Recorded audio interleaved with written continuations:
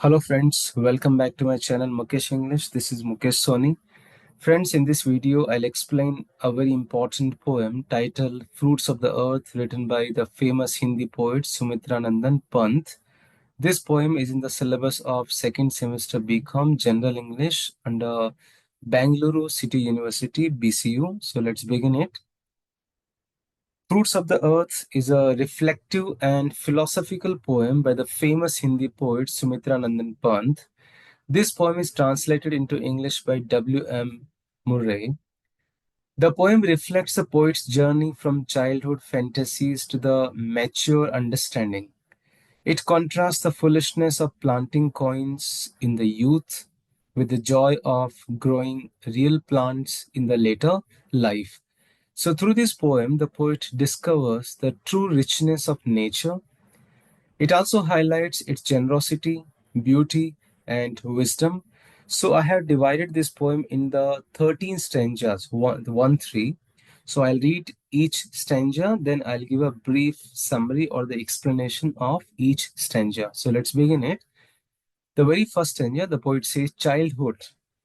I planted pennies in the yard and dreamed penny trees would grow. I heard the air sweet with the silvery ringing of my clustered crop and strutted around like a fat millionaire. The poet is talking about a memory of his childhood.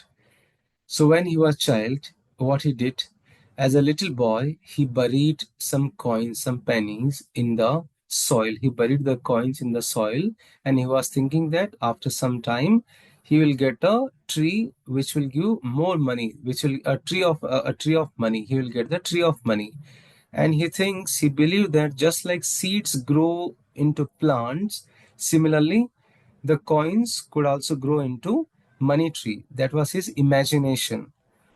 So in his imagination, what does he imagines? He imagines that the air was filled with a sweet sound. And what kind of sound?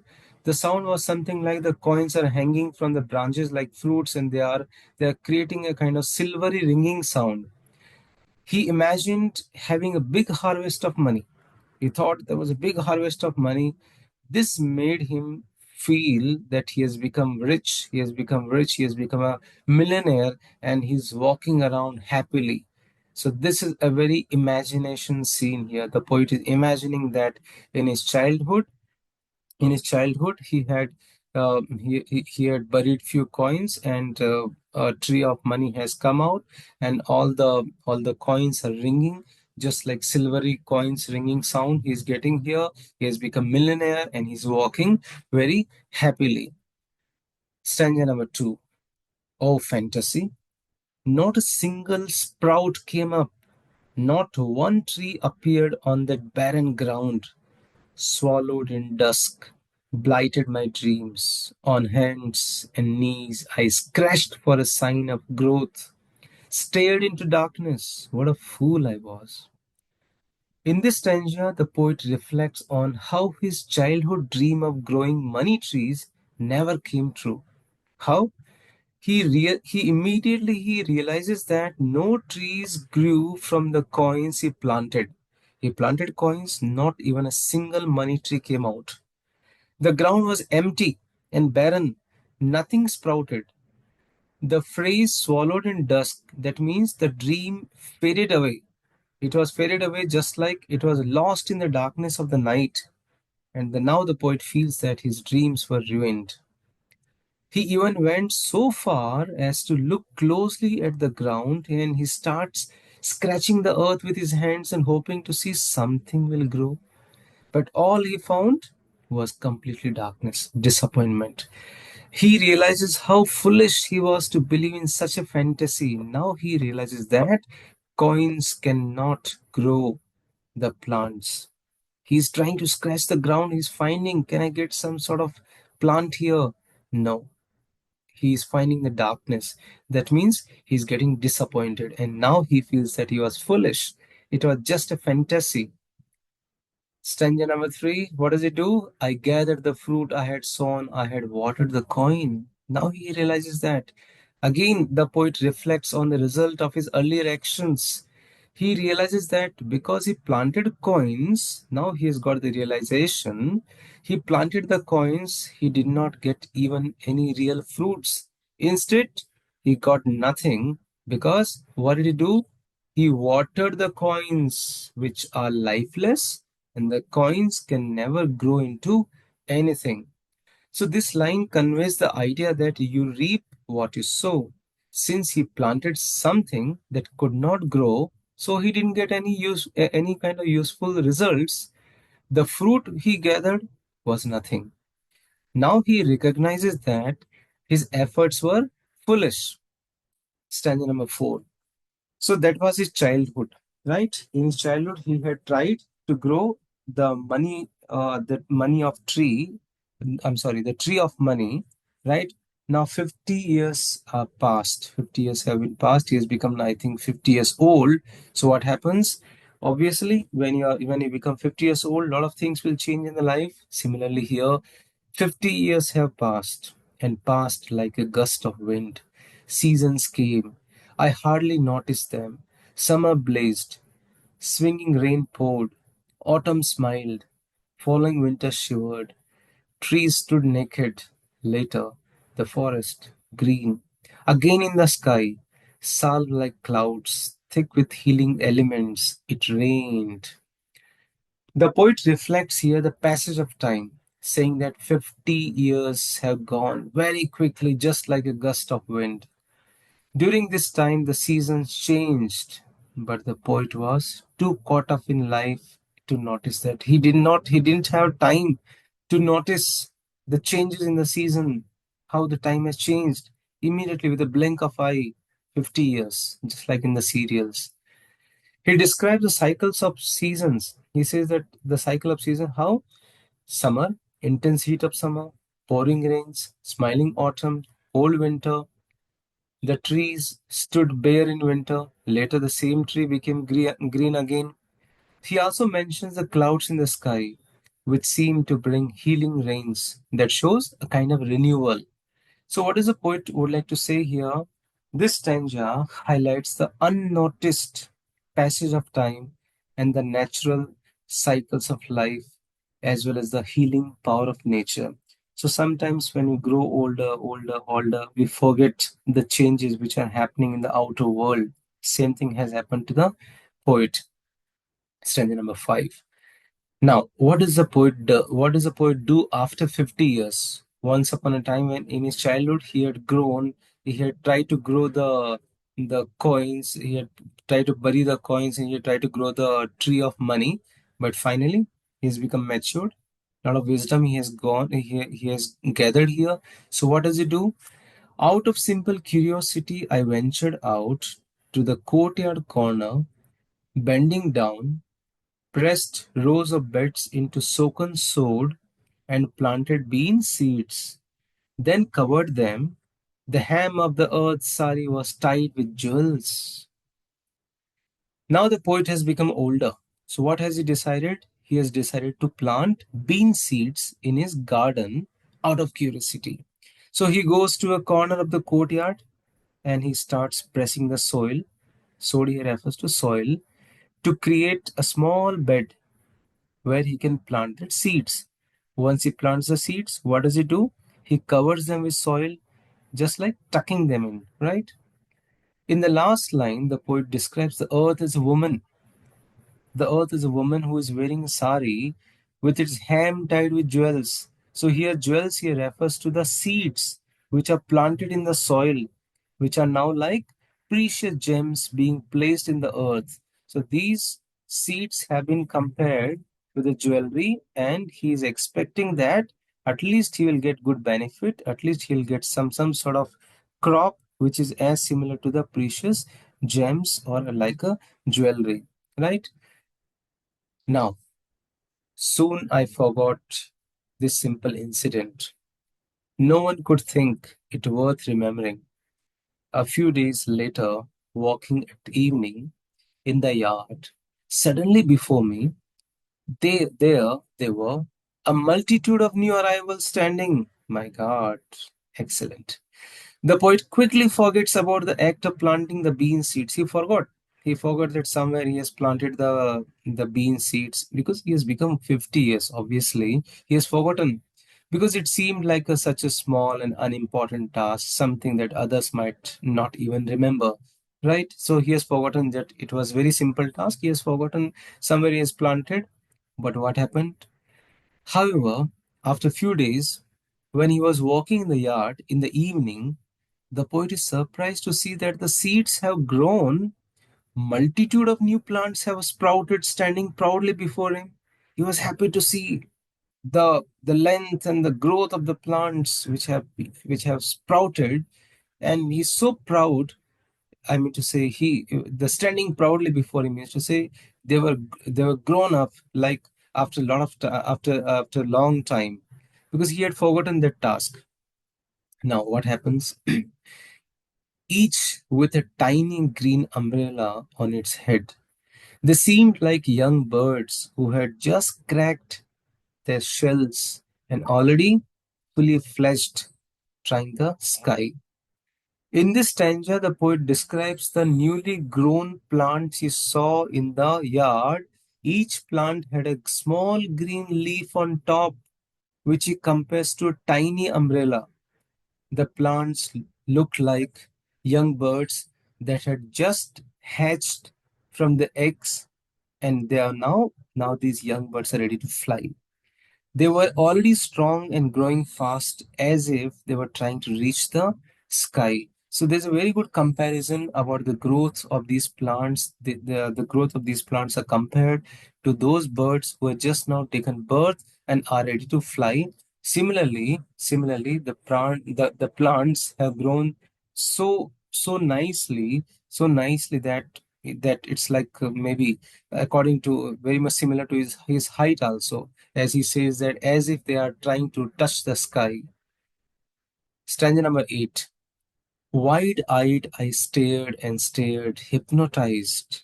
This miniature army, dwarfs arrayed in rows, just sprung from seed I had sown not yesterday, erect and proud, shook their feet as if to march. Very interesting line. The poet is amazed and fascinated by the sight of the newly grown plants. He stares at them with wide eyes, almost as if he's in trance, almost he's hypnotized, almost he is mesmerized by the appearance. The plants which are now fully grown, they look like a very small army of dwarfs line up in a neat rows as though they are ready to march. Right? ऐसा लगता है छोटे छोटे Chinese लोग खड़े हैं. Right? The plants are these plants, the small plants are looking just like the armies of the dwarfs, right? Chote bone, chikku, right? I mean to say, chote chote scenic small soldiers. They are in the rows. They are ready to march. Despite being so small, the plants stand tall and proud, and the poet imagines them as if they are shaking their feet like soldiers preparing to march forward. The phrase, just sprung from seed I had sown not yesterday, it emphasizes that how quickly they grew, how fast they have shown their growth. Stanza number 9. The poet says, I have spent days now watching them grow. Gradually, the space around puts on light leaves, then quickly to canopies of velvet green. The tendrils rise winding and swinging on the frame and spray out fountain of fresh springs. My God, a mesmerizing scene this is. The poet has now spent many days watching the plants growing. He's a witness. He's watching every day how the plants are growing. Slowly, the plants start to develop light green leaves. Over the time, these leaves become thicker and they start forming the canopies, large, lush, green areas. The poet describes the leaves as being velvety in texture, creating a soft and a beautiful visual. It's a nice imagery. I'm telling you, the way I'm speaking, I just start imagining how these trees, how the plants start growing and they start expanding their horizons, right? The tendrils means the small, the winding parts of the plant. The tendrils begin to rise and swing along the supports, just like fountains are spraying fresh water. This symbolizes the plant's growth and vitality. Next stanza number 10. If you like this video, don't forget to subscribe my channel and also click the like button and write in the comment box. Okay. Stanza number 10. A stunning sight, the growth of generation, star-like sprays of flowers scattered yet grafted to the dark green and to the dark green to the dark green undulating branches, white foam and waves, a luminous new moon sky, pearls in hair, a flower pattern blouse. Very interesting imagery here. The poet describes the plant's growth as an amazing and beautiful sight. He calls this growth just like a generation is growing. He suggests that plants have come into being in their own time, just like a new generation of life. Means to say the plants they have plants have their own process. They have their own process, they have their own channel, how a human being grows, how a new generation comes into life. He compares the flowers that have bloomed to the star-like sprays scattered across the dark green branches.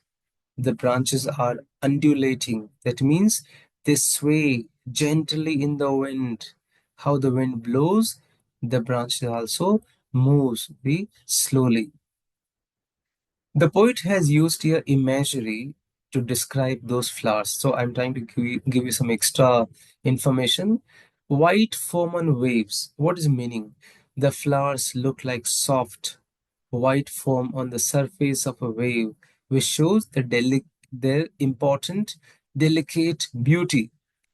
A luminous new moon sky. What does it mean? The flowers also seem to glow just like a new moon, which is very soft and very refreshing.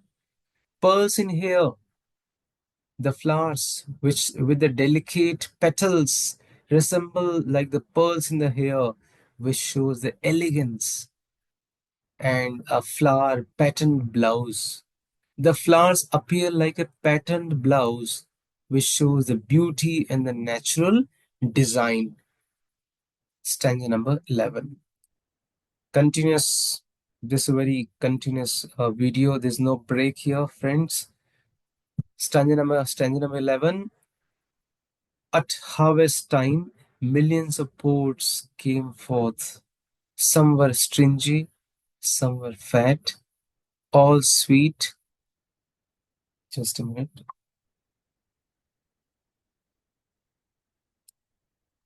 One minute. Please hold. Yeah. At harvest time, millions of poets came forth. Some were stringy and some were fat, all sweet, long fingers, swords, or emerald necklaces. It will not seem that I exaggerate if I say they developed like the moon or an evening sky growing into clusters of stars.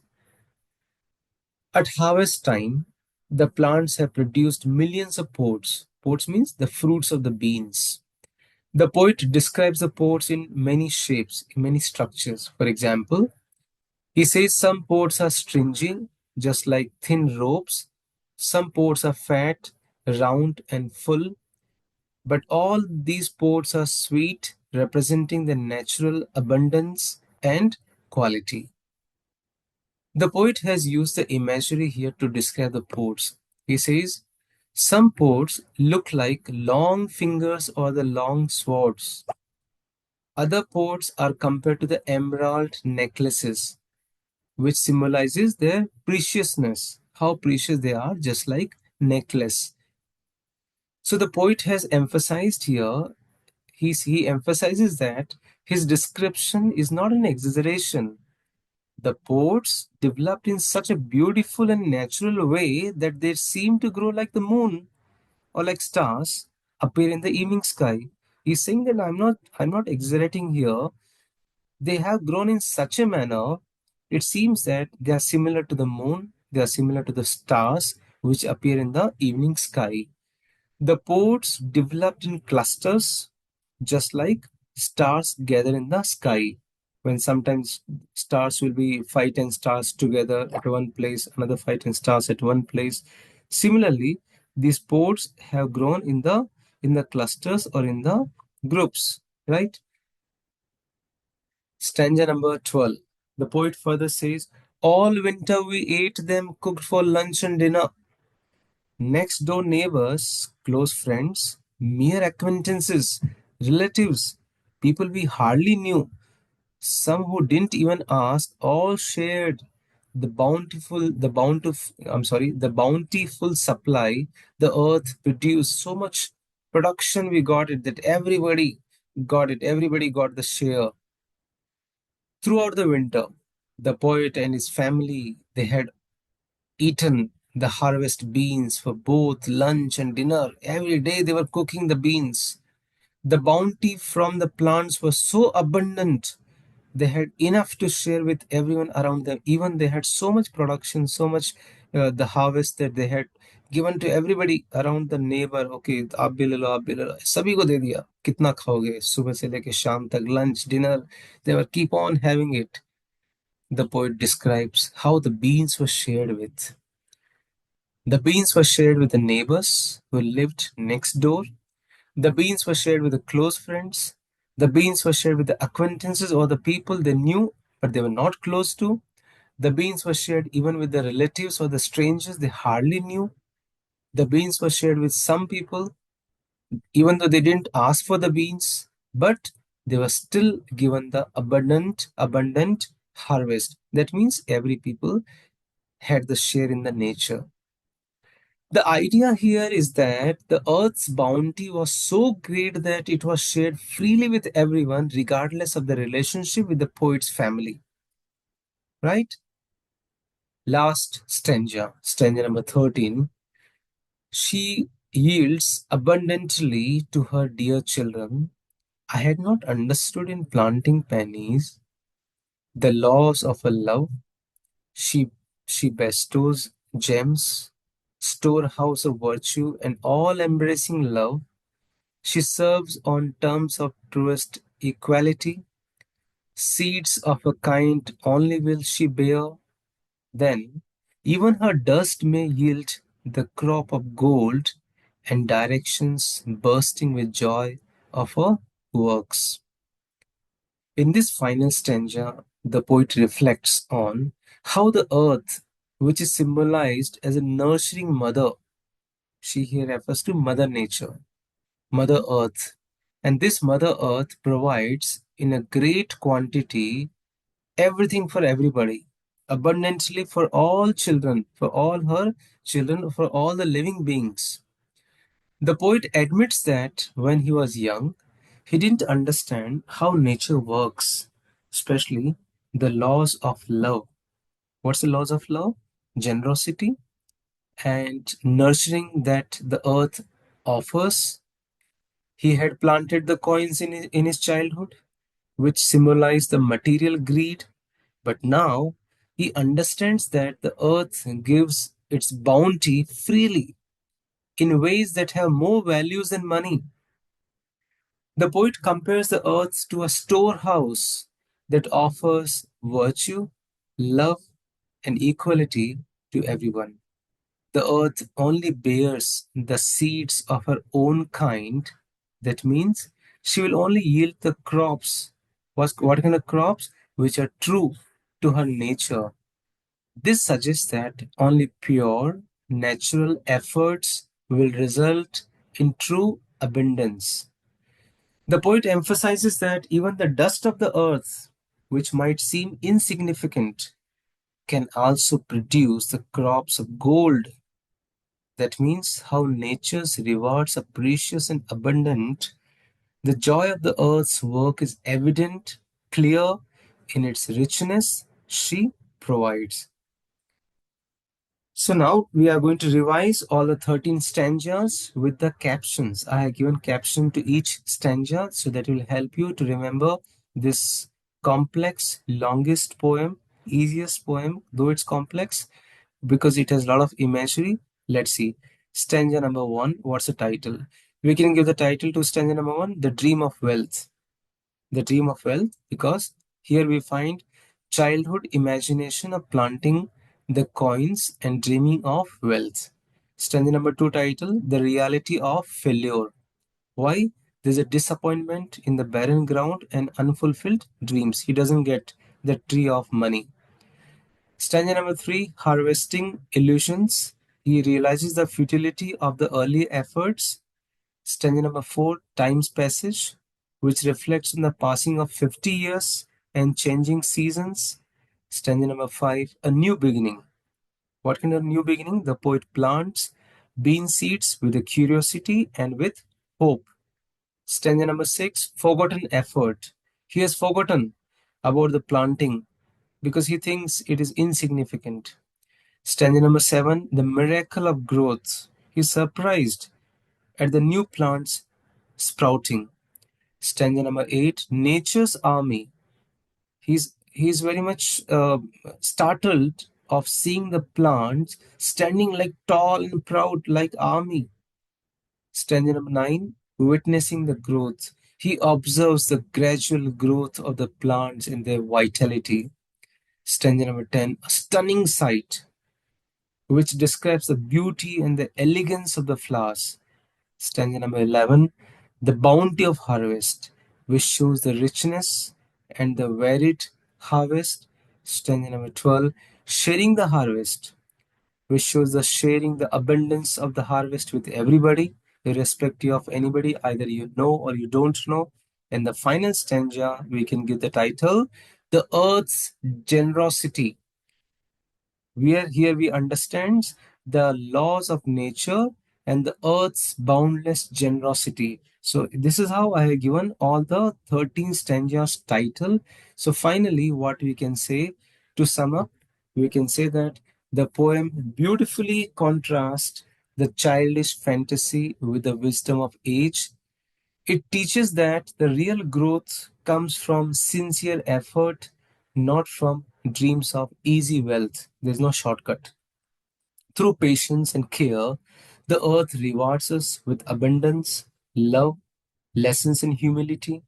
It also reminds us that generously, nature gives generously, but only when we sow the right seeds. Remember, very nice line. Nature gives a lot of things, but sowing the seed, if you're sowing the right seed, so, friends, this is how I have tried my best to explain The Fruits of the Earth, the famous poem by the Sumitranandan Pant, which is in the syllabus of second semester BCom General English under Bangalore City University. I hope you have liked this video.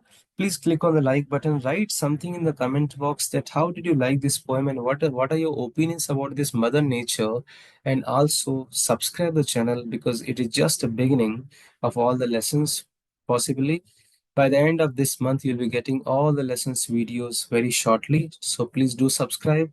And thank you so much for watching this video. Stay in tune with Mukesh English.